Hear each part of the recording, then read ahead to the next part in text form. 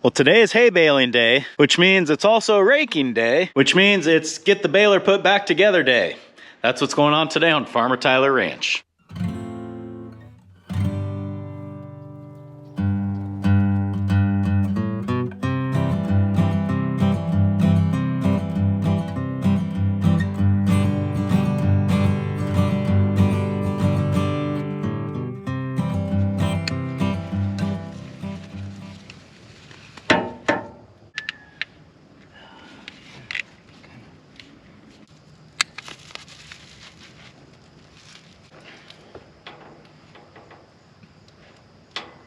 Well, that lift cylinder should be ready to go. One more thing I want to do while I'm doing stuff is this chain for the bale kicker broke off. You guys might remember I've had to fix this exact same problem on the other side.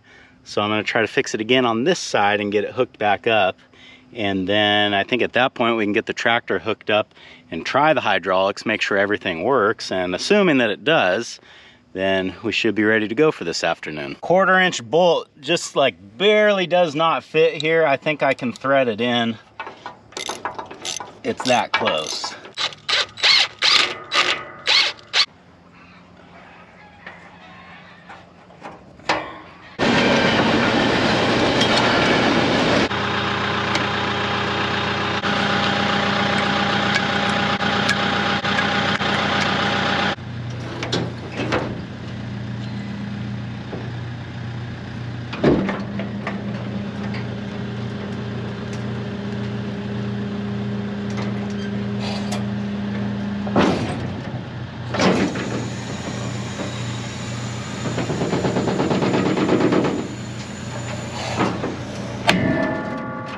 Well, I did see a little bit of oil around the seal there, but I'm hoping that's from assembly, because when I put everything together, I put oil all over everything so that it would slide together without pulling on the seals or tearing at the seals. So hopefully that's all it was. It's got to be better than it was before. It's not spraying out or running down the hydraulic cylinder itself. We need a little bit of oil on the chains, but other than that, I think this is ready to go. Because of weather and field conditions, what I've got to do in this paddock, or any of them for that matter, is go out there with the hay rake about an hour or two before I want to bale, because the bottom of the windrows pull up moisture from the ground, and by doing it this way, it ensures that everything dries out evenly before we bale. And because of that fact, I've ended up using this rake a lot more this year than I had planned on, and the more I use it, the more I think about ways that I could improve this setup. And the big thing that I'm thinking about is making a hitch, especially for this tractor and this rake, that would allow me to hitch the rake in a variety of different places. There have been several instances where, in order for me to hit the windrow with the rake in the spot that I want, it would involve me driving over the windrow with the tire, and because of that, it would squash the hay into the ground and make it that much harder for the rake to pick up. So what I'm thinking with this new custom rake hitch is that we could extend the hitch off to the side and maybe make the rake hook up like right at the edge of the tire, or possibly even beyond.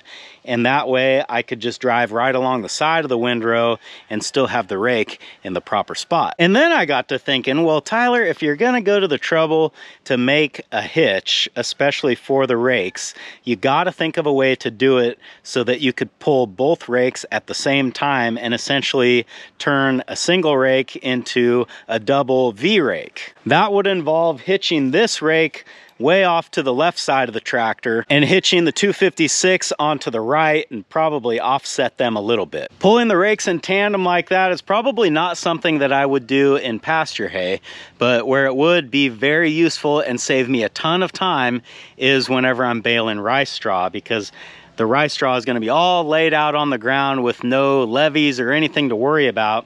I could just run out there with the tandem rake, put everything into windrows in about half the time, and then go back and bale it. So a couple of different ways that I could use it now, but then also thinking ahead to the future, if I ever get to a point where I have an alfalfa field, having a tandem V rake like what I'm describing would be useful for that as well. Okay, let's get some grease in this thing.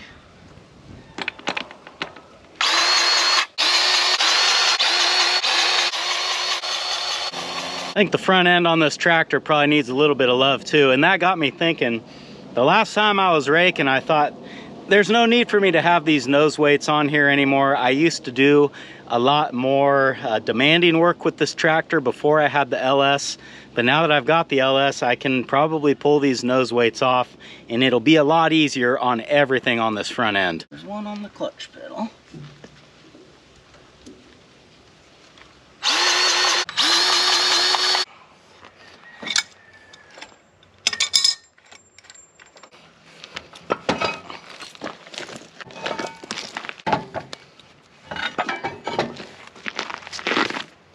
I made this little carrier several years ago to mount the weights to this tractor. Those weights, they're not really meant for this tractor. They're quite a bit older. They're off of a Ford 6600, which is a tractor that was made in the 80s, I want to say. Anyway, I built the little carrier here to mount them on this tractor, and I'm happy to say that I don't see any cracks or bending on this thing after all these years of those weights just slamming up and down on this thing. It wouldn't surprise me if it was a little bit damaged, but it actually looks pretty good. Let's go rake.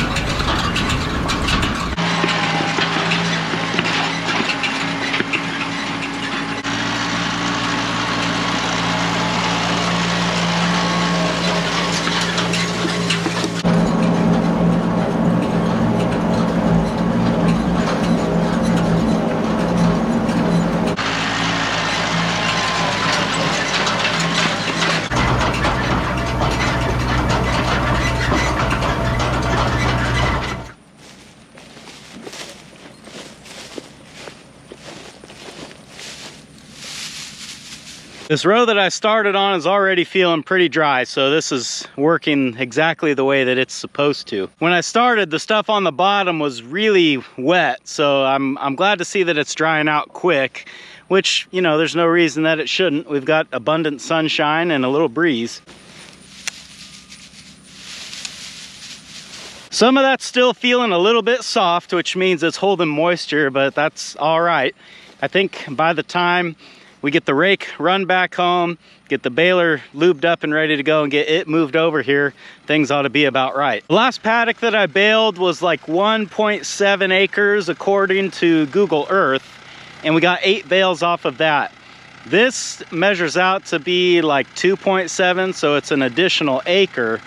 I'm hoping that we can get somewhere between 10 and 12 bales. In fact, I'll say anything over 10 I'll be happy with, but you know, it's gonna be what it is.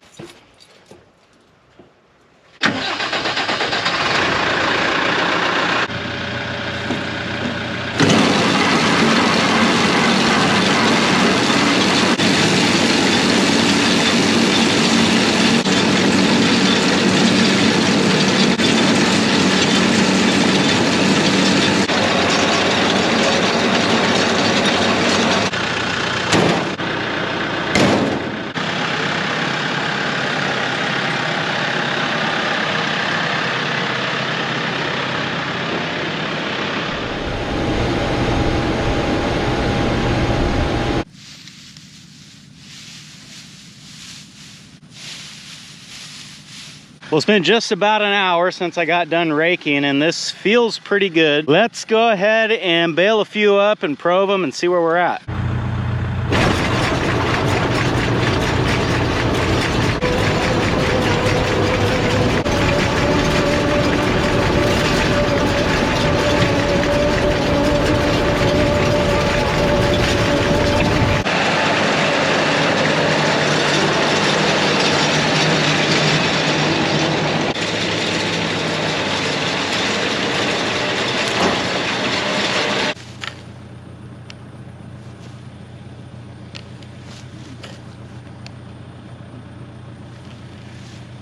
Well, the average, it's anywhere from 16 to 20. I'm seeing a lot more 16s than I am 20s, but I think it's dry enough to at least bale another bale and probe that one, and then make a decision if I want to sit here and twiddle my thumbs for an hour or just keep going. So far so good on the cylinder. I don't see any leaks. We'll see when we get all finished what it looks like.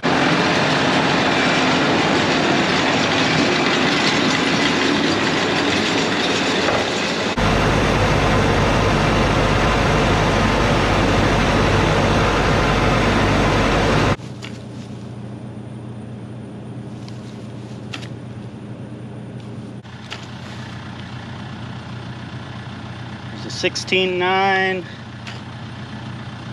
16.8, 17. So to me, these are on the wetter side of acceptable, but they are still acceptable. And I think if I kind of do this strategically and start baling these interior rows that I know I raked earlier, that things will go a little bit better. The first pass that I made around the field is around the end, called the headlands, and that's usually the last thing that you rake because you want to clean up your end up there where you're making the turn. So it's the last thing you rake, the first thing you bale. For what I'm doing, or the way that I'm doing this, that would be the wettest hay. So in theory, everything inside should be better. So I think we're just gonna keep on going.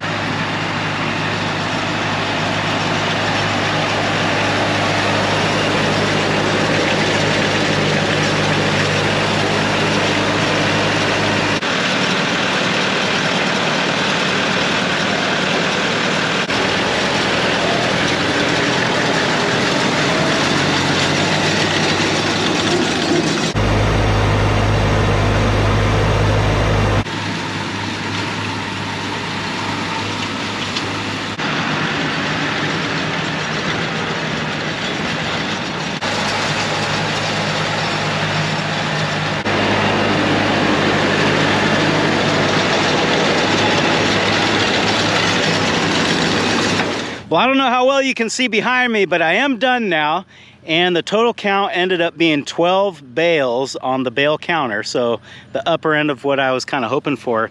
And then the little icing on the cake is that this last bale is a little bit over 5 feet, so it's larger than the other ones that I've been making. As I was closing in on the final windrow, I could tell that I had too much hay, so my option was to either make 12 4-foot bales and then have like a little runt bale, 2 feet or whatever it might have been, or just make the 12th bale a little bit larger. So that's the route that I went. The baler worked great today. I'm looking at this hydraulic cylinder. I don't see any bit of oil leaking out of it, which I'm embarrassed to say, but this cylinder's actually been leaking since the day that I brought this baler home. I knew that this was something that needed to be fixed. It just didn't become like a really bad problem until this year. Let's run the baler back home, park it, and then we'll come clean the hay up out of this field because I would like to start the water tonight.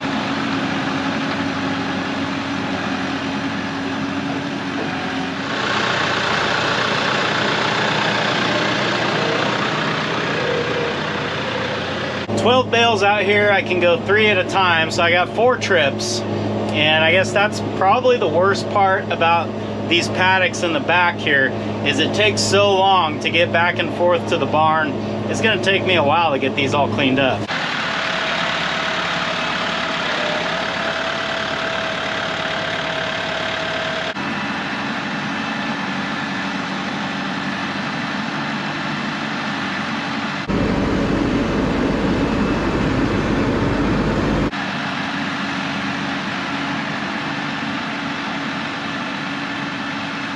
Well, I've tried carrying 3 bales a couple of times, but it's just too rough out here.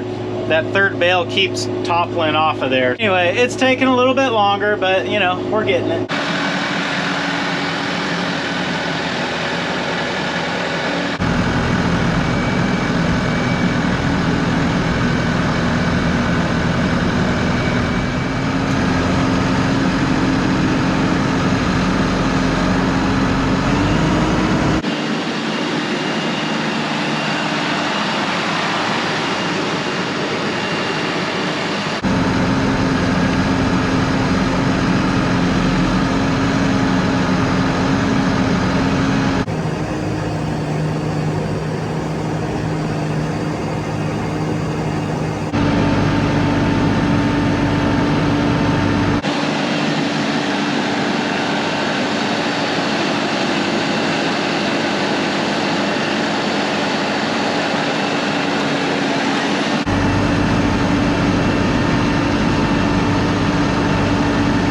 with that, we add another 12 bales to the stockpile, and you might have noticed that I'm leaving all the grass bales outside.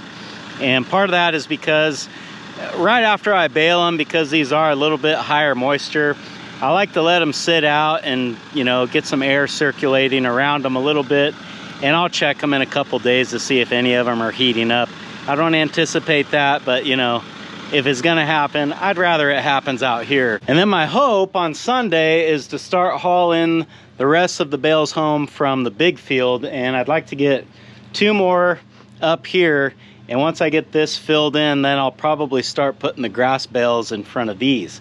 The reason why I want to get bales from the big field up here is so that when I have to go back and count and figure out how many bales came off of which field, I won't have grass bales hidden back here. I'll just be able to look at the side outside the barn and know what everything is. I don't know if that makes sense, but it makes sense in my mind, and you know, it's my barn. So then I'll start stacking the grass bales in here on the wing, and my dream is that I could do grass bales all the way out to the end.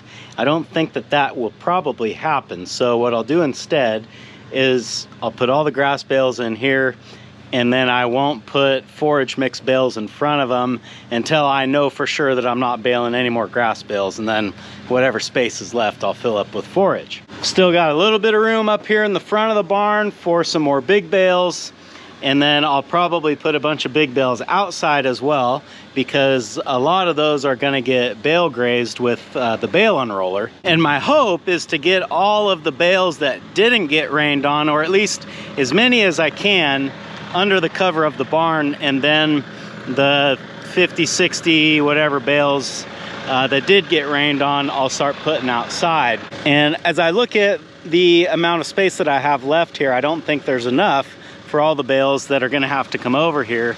So I've got to start making some decisions about where I'm gonna put these. And what I will probably do is just down there by the blue mower, just start making a real long slug or row of bales. And if for whatever reason I still don't have enough room, that's pretty much everywhere that I can really stuff a bale over here. If there are more after that, then the plan is to start stacking them up at home behind the shop, kind of like where I have the baler parked.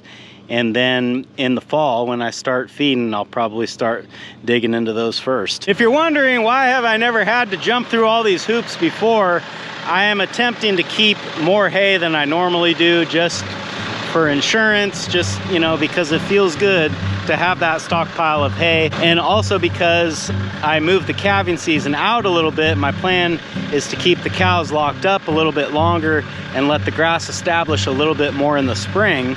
And in order to do that, I need extra hay so that I can feed them while they're in here. And I guess to make a long story short, I would rather have too much hay than not enough. Thanks for hanging out with me today, guys, and I hope I'll see you again on Farmer Tyler Ranch.